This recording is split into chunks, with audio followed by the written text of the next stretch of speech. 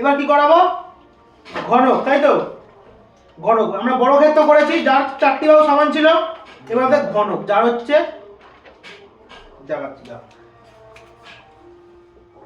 এর হচ্ছে প্রতিটা বাহু সমান থাকবে। মানে কেমন দেখ, বর্গক্ষেত্র হচ্ছে যার দৈর্ঘ্য আর প্রস্থ নিতে কাজ করতাম, সমান 4টে বাহু সমান ছিল। এর হচ্ছে দৈর্ঘ্য প্রস্থ উচ্চতা। ঘনকের যদি সংজ্ঞা দেওয়া হয় কি করবি? ঘনকের যদি সংজ্ঞা দিতে জিজ্ঞাসা করে তাহলে কি ঘনকটাকে এঁকে নিতে হবে।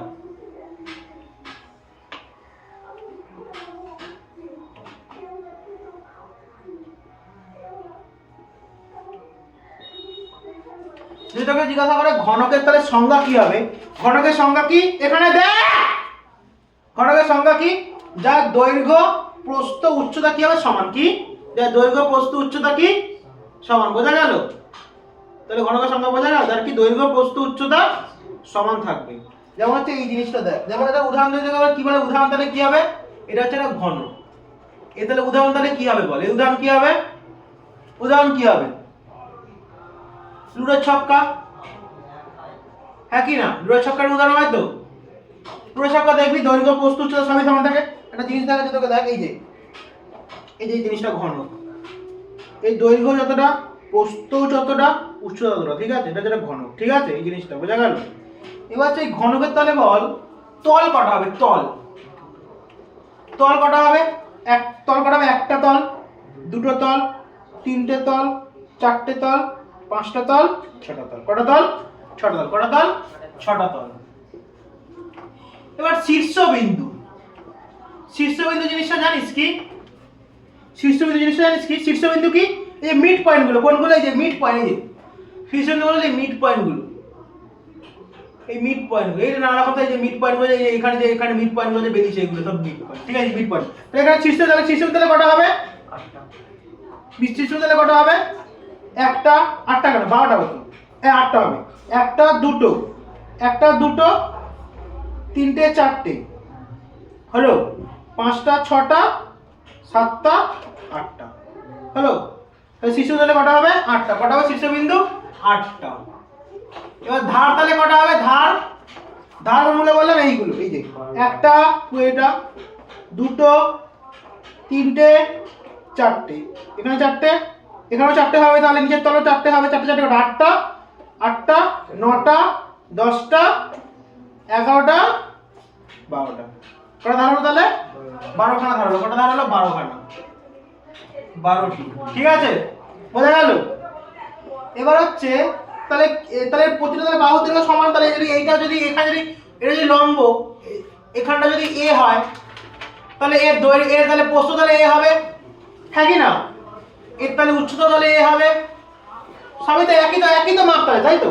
যদি এটা 10 সেমি হয় তাহলে এটাও 10 সেমি, না 10 সেমি। ঘনকের কি বললাম? দৈর্ঘ্য প্রস্থ সেম থাকবে। তাহলে বলে তাহলে এখানে কর্ণ আঁকবি। একটা কর্ণ এখান থেকে আসবে, এখানে এসে মিলবে কর্ণ। এই যে কর্ণ, ঠিক আছে? এটা কর্ণ আসবে, এটা কর্ণ থাকবে তো একটা। তোকে যদি ঘনকের, যদি পরীক্ষায় দিল ঘনকের সূত্র জানতে হবে তোকে। ঘনকের কি? যদি সমগ্র তলের ক্ষেত্রফল। কি? সমগ্র তলের ক্ষেত্রফল। সমগ্র তলের ক্ষেত্রফলের সূত্র কি?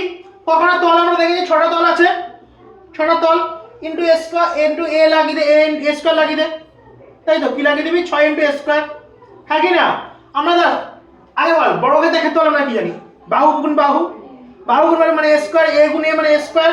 সেটা এখন 6খানা তল তো, তাই 6খানা সমগ্র পুরো তলটা, সমগ্র মানে পুরো তলটা, তাহলে কি হবে? 6 ইনটু a স্কয়ার, হ্যাঁ কি না? বোঝা গেল? কনসেপ্ট ক্লিয়ার হলো?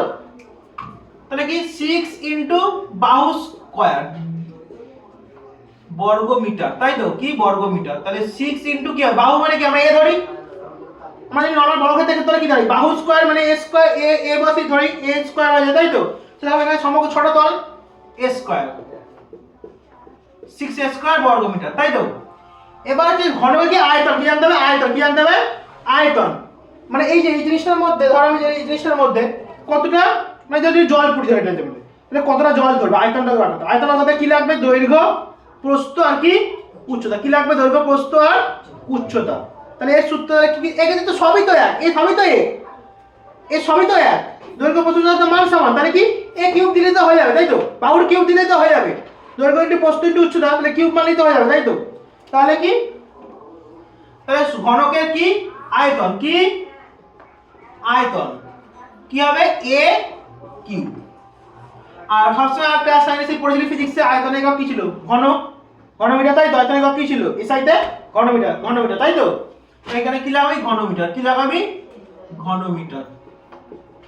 তাহলে কি হবে এটা, a কিউব ঘনমিটার, তাই তো? হ্যাঁ কি না, a কিউব ঘনমিটার, ঠিক আছে।